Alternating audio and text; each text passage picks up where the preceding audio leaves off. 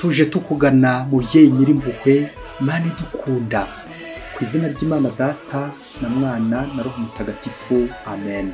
Amahoro bana b'Imana, ni muhumure, Yezu yongeye kudutumaho ngo atugirire neza. Ubwo yagize ati nimusabe muzahabwa. None rero Yezu natwe duteze ibiganza, uduhe ibyiza watugeneye kuri wa kane w'icyumweru cya mbere cy'Igisibo, tariki 10 Werurwe 2022. Isomo ryamenye mu gitabo cya Esiteri, umutwe wa 4 umurongo wa 17. Umwamikazi Esiteri yari mu cyunamo gikomeye, nawe ahungira kuri Uhoraho, atakambira Uhoraho Imana y'Isiraheli agira ati, Mana yanjye mwami wacu, nta wundi nkawe.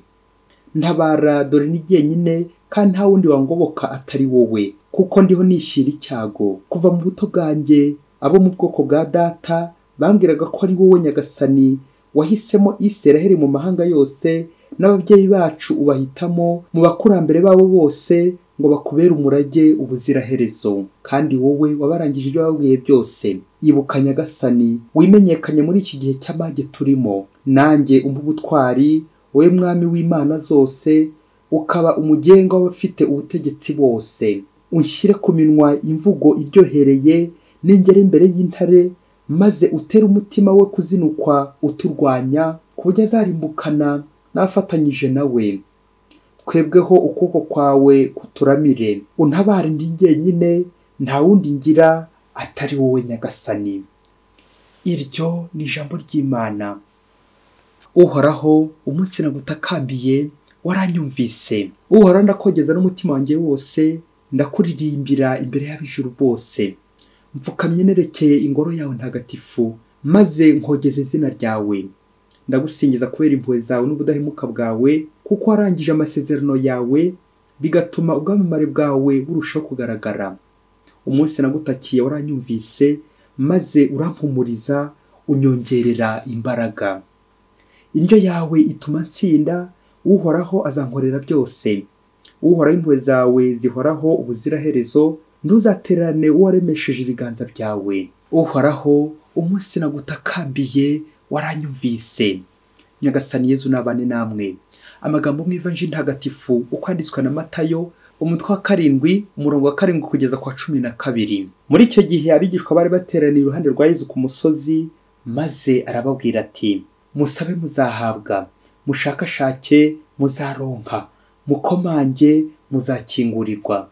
Kuko usaba wese ahabwa, ushakashatse akaronka, n'ukomanze agakingurirwa. Mbese ninde muntu muri mwe umwana we yasaba umugati akamuhereza ibuye, cyangwa se yamusaba ifi akamuhereza inzoka? Niba rero mwebwe n'ububi bwanyu muzi guha abana banyu ibintu byiza, so uri mu ijuru azarushaho ate guha ibyiza ababimusabye? Ibyo mwifuza ko abandi babagirira byose, namwe mubibagirire. Ngayo amategeko n'abahanuzi. Bakristo bavandimwe muri Kristo, nidukomere kuri Kristo. Yezu aradukunda. Kuba Yezu ankunda birampagije. Amen. Muri aka kanya Imana iduhaye, tujye kunyarukira mu ishuri ry'abarogationiste biva ku nshinga y'ikilatini rogare, prier ou demander, gusenga cyangwa gusaba. Umuntu umwe aherutse kubaza ati, ku Imana idushishikariza kuyisaba, ubundi ko ari Imana niba izi icyo buri wese akeneye na mbere yuko akimusaba, ubundi kwirwa tugondoza Imana si ukwanduranya nayo? Nuko undi aramusubiza ati, burya muvandimwe, ko Imana itwingingira kuyisaba si uko ibiyobeye ibyo dukeneye byose, ahubwo yo burya ireba kure, ikaba yabonye kare kose ko tutazi gusaba. Wasanga dusaba yangwa nyine. Ikindi kandi muvandimwe, gusaba ntabwo ari ugutega amaboko gusa, ahubwo gusaba ahangaha binafite igisobanuro cyo gusenga. Ya rogare tumaze kumva, prier, demander. Ikindi kandi burya gusaba ni n'ikimenyetso cyiza cy'uko tutihagije. Dukenera abandi kugira ngo tubeho, ko tutagomba kwiranga twarashyikiriye, kuko tutaragera aho shitani atatera ibuye. Ni nabyo Mutagatifu Agustin yavugaga ati, impamvu 3 dusaba ntiduhabwe, nuko dusaba turi babi, tugasaba nabi, tugasaba ikibi. Ngaho muvandimwe, nawe niba wumva atari ngombwa gusaba Imana, zamura akaboko kawe hejuru turebe. Ariko byumvikane niba utajya ucumura, niba udasenga nabi, navugaga gusenga nta mwete, ko ushobora gusaba ikintu uri nko kwikiza cyangwa uri kwihorera ku wundi, ku mwanzi wawe. Aha muvandimwe, niba byarakubayeho, rero uyu munsi ni ngombwa guca bugufi tugasaba Imana imbabazi ngo yumve gutaka no gutakamba kwacu. Ishuri ry'imbabazi babyeyi. Aya masomo y'uyu munsi afite ingingo remezo yo gusaba neza. Ubwo rero tujye kunyarukira mu ishuri ry'imbabazi, gusaba ndetse no gutanga imbabazi. Nguko gusaba neza. Ndakabuze umuntu asabye neza afite ukwizera arahabwa. Mbese nkiri isengesho twumvise mu isomo rya mbere rya Esiteri, ubwo Esiteri yatakambiye Uhoraho igihe umuryango w'Imana Abayahudi wari mu buhungiro ari imbarwa, bawumereye nabi abanyamahanga kandi uri hagati y'abapagani, barawusuzuguraga by'agatangaza kandi bakabutoteza ku buryo bukomeye. Ako kababaro niko Esiteri agiye gutura Uhoraho agira ati, untabare ndi jyenyine, nta wundi ngira atari wowe Nyagasani. Amen. Ngewe yashinga rogare priye, gusenga.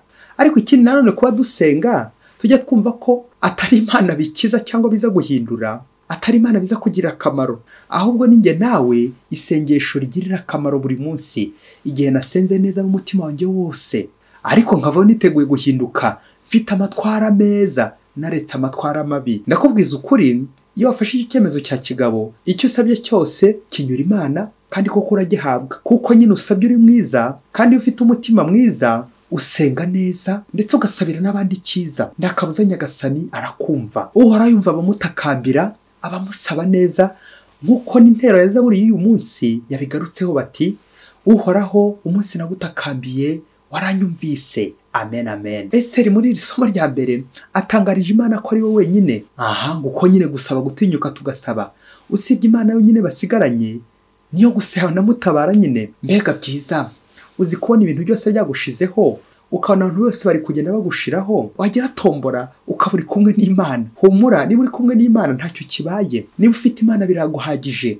Komera rero ntukomereke. Ni naryo banga ry'ivanjiri y'uyu munsi, gusenga neza, gusaba neza, wizeye ko Imana muri kumwe, kuko Imana iruta ubwiza abantu bose baba ku isi nyine. Yezu muri iyi vanjiri aributsa abigishwa be agaciro k'isengesho rikozwe neza, ririmo kwemera, ukwizera ndetse n'urukundo. Nguko gusenga neza. Yezu ati, musabe muzahabwa, mukomange muzakingurirwa, kuko nyine usaba wese ahabwa. Amen, amen. Ngewe yanshingaho ikilatini rogare priye, gusaba, demande, gusenga. Dutangazwa nuko ababyeyi b'iyi si nabo baha abana babo ibyiza.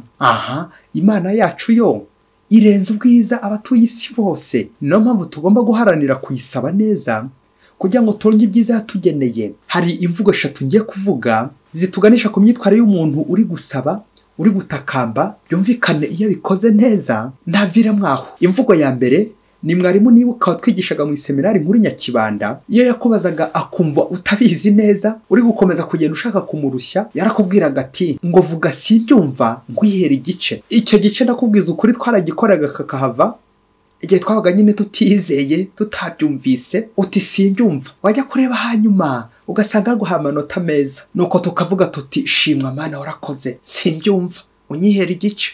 Uwa kabiri n'imvugo muri Gacaca, aho bagiraga bati, uwemeye icyaha agasaba imbabazi agabanyirizwa ibihano. Naho umuhanga wa gatatu ngenekereje paraphrase n'uwavuze ati, l'humilité du pécheur anéantit l'agressivité du punisseur. Ngo itomboye ukemera icyaha, ukwicisha bugufi k'umunyabyaha, umunyamafuti, bigabanya ubukana, uburakari bw'uwo yahemukiye, bw'ugiye kumuhana. Izi mvugo ko ari 3 ziratwerekeza kuri iryo shuri ry'imbabazi tugomba kwigamo natwe, tugafata amakaye n'amakaramu kugira ngo turyigemo. Buri munsi tugasaba imbabazi, buri munsi tugatanga imbabazi. Iyo iryo shuri waryizemo neza, ufite ikaramu ndetse n'ikaye, ntacyo ubura pe. Icyo gihe ubaho neza, ndakubwiza ukuri, kuko nyine ufite byose, kuko imbabazi ari irindi zina ry'Imana. Ati, musabe muzahabwa. Imana nyirimpuhwe ikatwihera. Ni koko bakristo bavandimwe, ntacyo dukeneye nyine twaha Imana, usibye gutega amaboko, ubundi Imana ikatuyorera ikadushyiriraho, tukamererwa neza.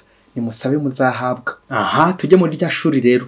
Ngo hirya kure cyane muri Afurika, umugabo n'umugore bari mu rugo rumwe nyine, ngo bari n'abakristo, ariko igihe kiragera barirara, ntibaba bakikoze isengesho, birumvikana batera Imana umugongo. Buri wese akagenda ukwe undi ukwe, bakaza guhuriza hamwe ku muguruko ku mugoroba, bakaryama ku muguruko, bakarira ku muguruko. Byumvikane umugore yaratekaga n'umugabo agategeka. Umwe n'umutetsi, undi ni umutegetsi. Iyo nyuguti ya ga rero yitambitsemo aho hantu ntibayumvikanyeho neza, ku buryo umugabo yashinjaga umugore we ko ari umunyamafuti, n'umugore agashinja umugabo ko abika inzika azikura, ku buryo umugabo yari afite ikaye ya registre ajyandikamo amafuti yose y'umugore. Nuko urwo rugo nanjye kuvuga aho rwabaye umwaku, aho bendaga gutemana yaje uteme sheri yarahindutse ndagutema sha. Nuko kera kabaye umugore abonye ko agiye guhasiga ubuzima, amaze kurambirwa neza agiye gutangira noneho kurambika, umugore afata umwanzuro wo kwahukana, ariko agenda rwihishwa umugabo atabizi. Nuko wa mugore ageze mu rugo iwabo, nyina amubonye agira ngo ni ukumusura bisanzwe, ariko ageze ku mugoroba wa mugore abwira nyina ikibazo kimuzanye, ko atazongera gusubira iwe mu rugo rwe, ntazongera guhakandagira ngo kubera umugabo w'umuhandahanda umubanira nabi. Nuko nyina mu kiganiro bakoranye amubaza ibyo ashinja umugabo we byatuma amuhunga bene ako kageni. Nuko wa mugore abwira nyina ati umuhungu wa mabukwe rero uraho afite igikaye kinini, iyo natetse nabi arabyandika, iyo nciriye arabyandika, iyo musitayeho arabyandika, iyo natinze guhisha arabyandika muri icyo gikaye, iyo nagiye ahantu ngatinda arabyandika, iyo namusuzuguye arabyandika, umunsi n'isaha byabereyeho akabyandika. Nge rero iyo kaye ijya intera umutima mubi, iyo kaye rero iyo nyibonye numva nayishwanyura, ariko natekereza ko yamerera nabi nkifata. None rero mama mpisemo kwigumira iwacu, sinzongera guhava, nta rugo ruri hariya ni mu muguruko. Nuko nyina aramubaza ati none se w'umugabo wawe wumva avuga ko ari irihe kosa agushinja bituma ahora kurakariye bigatuma nabyandika? Wa mugore abwira nyina ati umugabo wanjye ambwira ko ikimubaza gituma yandika muri iyo kaye ngo nuko atarigera numva mu kanwa kanjye ijambo imbabazi, ngo igihe nakoze amakosa ngo ntarumva mubwiye ngo mbabarira. None se mama ko abagore twagowe, ngaho nawe mbwira namusaba imbabazi nte kandi yanyanditse muri icyo gikaye? N'ubundi se ntibyamera nko kumena amazi kwibuye, ko umujinya ari umurandura nzuzi? Iki nawe urumva ko tudukosa nkora tutaremereye cyane, tuba tworoheje ku buryo atari nko kwirwa nsabiriza imbabazi. Ubundi we kuki utwo tuntu twose twa detaye atwitaho agatuzinga agatuzinzika? Nuko nyina abonye umukobwa atangiye kujya impaka ndetse no gushaka kwisobanura bikomeye, rwabuze gica. Nuko aramubwira ati mwana wanjye oroha nkubwire, subira iwawe, nugira Imana ugasanga umugabo yashyitse mu rugo, umubwire uti mbabarira. Nutabasha kubivugana nawe ufata agakaye nawe n'ikaramu umwandikire uti mbabarira sinzasubira. Nubona afashe icyo gikaye n'iyo karamu, nawe ufate indi uti mbabarira ubyandike. Mu gitondo umubwire uti mbabarira, ku manywa umubwire uti mbabarira, nijoro umubwire uti mbabarira. Nk'uko umuganga atanga imiti kimwe mu gitondo, ikindi ku manywa, ikindi nijoro, nawe usaba imbabazi ako gatatu ku munsi nkubwiye. Usaba imbabazi mwana wanjye, ngiye kandi kuguha ikimenyetso kizakubwira ko uyu muti wawe ufashe neza. Nuko uzabona wa mugabo ashwanyuye icyo gikaye, ntazongeye gucyandikamo amafuti yawe. Nuko rero igihe kizagera ntagire icyo aba yongeye gukwima. Nuko wa mugore asubira iwe n'imbumburi ze zose. Ageze iwe, nyina yari yahise amuha ikaye ndetse n'ikaramu nka kado kugira ngo ajyandikamo nyine iryo jambo imbabazi. Nuko muri ako kanya yatandikira umugabo ati mbabarira sinzasubira, mbabarira sinzasubira ibi byose nagukoreye. Wa mugabo abonye ko akajambo kari muri iyo kaye karamukira igitape. Nuko afata cya gikaye kinini cye cya registre ahera ku murongo asiba guhera kuri ya matariki ya makosa y'umugore. Nuko bwakurikiraho umugore yongeye kumuhemukira, mu gihe umugore ataraza kumusaba imbabazi, noneho ya makosa y'umugore akandikisha crayon. Nuko ajya guhindukira agasanga umugore yasize amwandikiye ati mbabarira naraye ngubabaje sinzasubira gukubabaza. Nuko wa mugabo agafata igoma akabisiba. Byagezeho noneho umugore aratinyuka, ntibacyongeye kwandika muri ya kaye, ahubwo agasaba imbabazi avuze gusa. Wagiye se ngo igihe nticyaje kugera wa mugabo yakaye akayishwanyura, ahubwo ahindukira asaba umugore imbabazi ko atazongera na rimwe kwandika amafuti y'umugore mu ikaye. Nuko muri urwo rugo yari igiye kuba ndagutema sha isubira je t'aime chérie. Mbega byiza mukristo umuvandimwe, nunandika amakosa y'abandi, dore ko hari igihe bitworohera. Navugaga kubika inzika n'umujinya, ntuzibeshye ngo wandikishe ikaramu, ejo bitanga gusibama. Wenda unashatse no kwandika byakugoye, wakwandikisha crayon kugira ngo se kibi nakurekura. Navugaga ubwo buraka n'uwo mujinya uri kugusya, bityo ugaruke mu ijuru wongere uke umere neza. Akamvugo kiratini gira iti scripta manent verba volant, les écrits restent, les paroles s'envolent. Ngo inyandiko ntisibama igumaho, naho amagambo yo araguruka. Aha nanjye w'umukristo muri iki gisibo nitoze gusiba, nsiba icyaha, nsiba umujinya, nsiba umujinya, nsiba ubugome, nsiba amafuti, nsiba amafuti, ngasiba amafuti y'abandi. ngasiba kuvuga abandi nabi, ngasiba kwandikira abandi nabi no kubandika nabi, ahubwo nkabandikira imbabazi. Babyeyi ngo kuko umwana wawe iyo wabonye agiye gusenya urugo rwe ntumutiza umuhoro nk'aya mvugo y'abapagani, ahubwo umutiza agakayi n'agakaramu kitwa imbabazi, kwandikamo imbabazi. Nguwo umuti w'ibibazo byinshi byatuma tudahabwa kubera ko nyine tutazi gusaba. Uzi kumva mu rugo rwawe ngo kuva wabera nturumva ijambo imbabazi risohoka mu kanwa ko mwashakanye? Ni ikibazo babyeyi. Wari uzi ko shitani cyamunaniye ari ukwicisha bugufi ngo asabe imbabazi z'ubuhemu bwe? Erega abakristo bavandimwe, nta rugo rwabana nk'abamarayika, nta kominote yabana nk'abamarayika, nta muryango w'abamarayika dufite kuri iyi si, ahubwo wowe nanjye turi abanyabyaha. Kandi iyo mvugo y'ikinyarwanda igira iti ntazibana zidakomanya amahembe. Niyo mpamvu nyine dukeneye impuhwe z'Imana, imbabazi z'Imana buri munsi ngo turonke ibyo dusaba, umutima mwiza ugororotse. Yezu umwana w'Imana, nangira ishuri ry'imbabazi ndarikeneye ngo ndyigemo, icyamba sinzavemo, bityo ukomeze kwantoreza ineza yawe. Nuko rero nawe mukristo umuvandimwe, ibinini 3 ku munsi, imbabazi mu gitondo, imbabazi ku manywa, imbabazi nijoro. Buri munsi umenye gusaba imbabazi, buri munsi umenye gutanga imbabazi. Uwo tubana, uwo duhuye, muhe imbabazi, mubabarire nk'uko na Yezu nambabarira buri munsi. Yesu ndakwizera, urakoze Yesu. Mwese Imana ibaho umugisha, Imana Data na Mwana na Roho Mutagatifu.